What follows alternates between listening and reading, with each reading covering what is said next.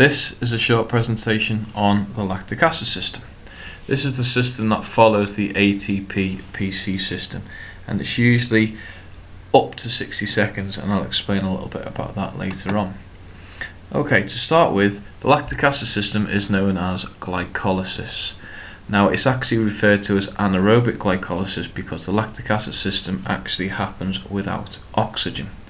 Now, it starts off with a glucose molecule, and as you can see here, the glucose molecule is actually C6H12O6.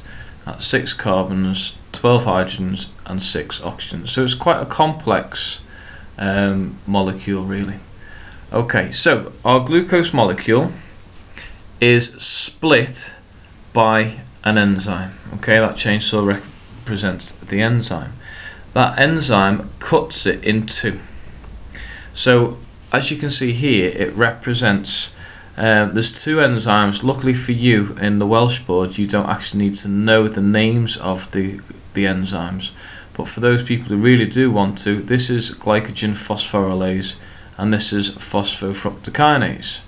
Now, when the glucose is cut in two, what happens is it produces an exothermic reaction that actually produces 2 ATP. Remember, in the ATP-PC system, the phosphocreatine, one molecule of that broke to give an exothermic reaction enough energy to recouple 1 ATP. Because the glucose molecule is so complex, when that breaks in two, it gives enough energy to actually resynthesize 2 ATP. Now, because the glucose molecule is then cut into two, that makes 2 molecules of pyruvic acid. Now, pyruvic acid without the presence of oxygen turns into something that we don't want, which is known as lactic acid. Now, you'll be familiar with lactic acid because that's the stuff that you feel the burn when you're exercising at a high intensity. Now, when lactic acid starts to build up, you actually do get a drop in performance. Now, as I said before, the lactic acid system only lasts 60 seconds. So if you have to refer to a sporting opportunity, like a sporting skill, then you refer to it as the 400 meters. Your top class athlete or a reasonable athlete will be running a 400 meter run in just under 60 seconds, and that is purely in the lactic acid system. Now, this explains it a little bit more in depth. So, glucose is broken down in half by an enzyme, which is activated by low phosphocreatine levels. So when your ATP-PC system starts to come to the end, then the enzymes that are responsible for lactic acid system, they kickstart and start to break down glucose. When glucose is actually broken down, it gives off 2 molecules of pyruvic acid, but as I said before, without oxygen, lactic acid is formed. Now, this is basically the equation to balance it. So you've got glycogen, which is our stored glucose, gives off 2 molecules of lactic acid, plus enough energy to resynthesize 2 ATP and 2 phosphates, and that produces 2 ATP in total. Glycolysis releases enough energy to resynthesize, as I said, 2 molecules of ATP, and that's something that you really need to remember. Now, we have said that the lactic acid system only lasts 60 seconds, but what happens, as you well know, is when you are working at a very, very high intensity, you get a big buildup of lactic acid. This process is known as OBLA, the onset of blood lactate accumulation.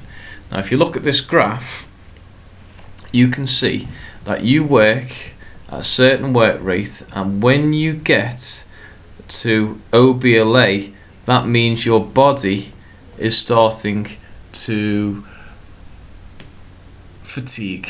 And when it starts to fatigue, it gets tired, it gets sore. So for example, you imagine the 30-second press-up test when you're working really, really hard. When you get towards the end of those 30 seconds, you've got a very high buildup of lactic acid in the pectoral muscles, and you find it quite difficult to be able to compete at the same level you did at the very beginning of 30 seconds. Now, this OBLA is the threshold here. So that's where you start to produce more than 2 millimoles of lactic acid, and when that happens, as I said, your performance is reduced. Now, the onset of blood lactate accumulation, OBLA, alright, the long-term adaptations to working the actual lactic acid system is that you become what we call lactate tolerant. So this is the point that governs the lactic acid threshold. So basically,